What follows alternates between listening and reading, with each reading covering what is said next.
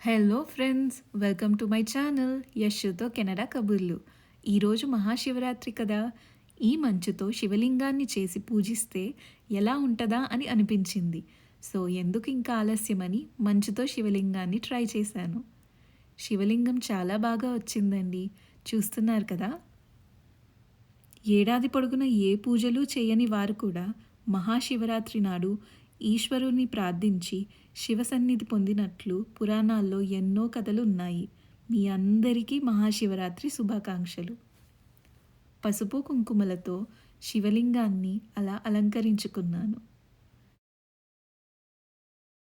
నా దగ్గరున్న వెండి పూలతో ఇలా డెకరేట్ చేసి దీపారాధన చేసుకొని పూజించుకున్నాను. హరహర మహాదేవ శంభో శంకర. మంచుతో చేసిన శివలింగం మీద అభిషేకం చేస్తే క్షణాల్లో కరిగిపోతుందని వాటర్ని డీఫ్రీజ్లో పెట్టి మరొక శివలింగం తయారు చేసుకున్నాను.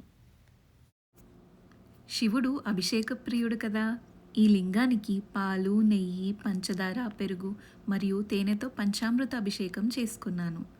పాలతో అభిషేకం చేయటం వల్ల సంతానం లేని వారికి పిల్లలు పుట్టాలి అనే కోరిక నెరవేరుతుందట. నెయ్యితో అభిషేకం చేయటం వల్ల మేధాశక్తి పెరుగుతుందని నమ్ముతారు.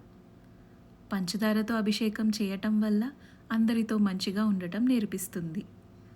పెరుగుతో అభిషేకం చేయటం వల్ల మన పనుల్లో అవరోధాలు తొలగుతాయని నమ్ముతారు. తేనెతో అభిషేకం చేయటం వల్ల సమాజంలో గౌరవ మర్యాదలు పెరుగుతాయని నమ్ముతారు. చివరిగా నీటిని పోసి పూలతో అలంకరించుకున్నాను. ఈ వీడియో మీకు నచ్చిందని అనుకుంటున్నాను. మీ అభిప్రాయం కమెంట్ చేయండి. అలాగే కెనడా నుంచి మరిన్ని ఇంట్రెస్టింగ్ వీడియోస్ కోసం మా ఛానల్ని సబ్స్క్రైబ్ చేసుకోండి.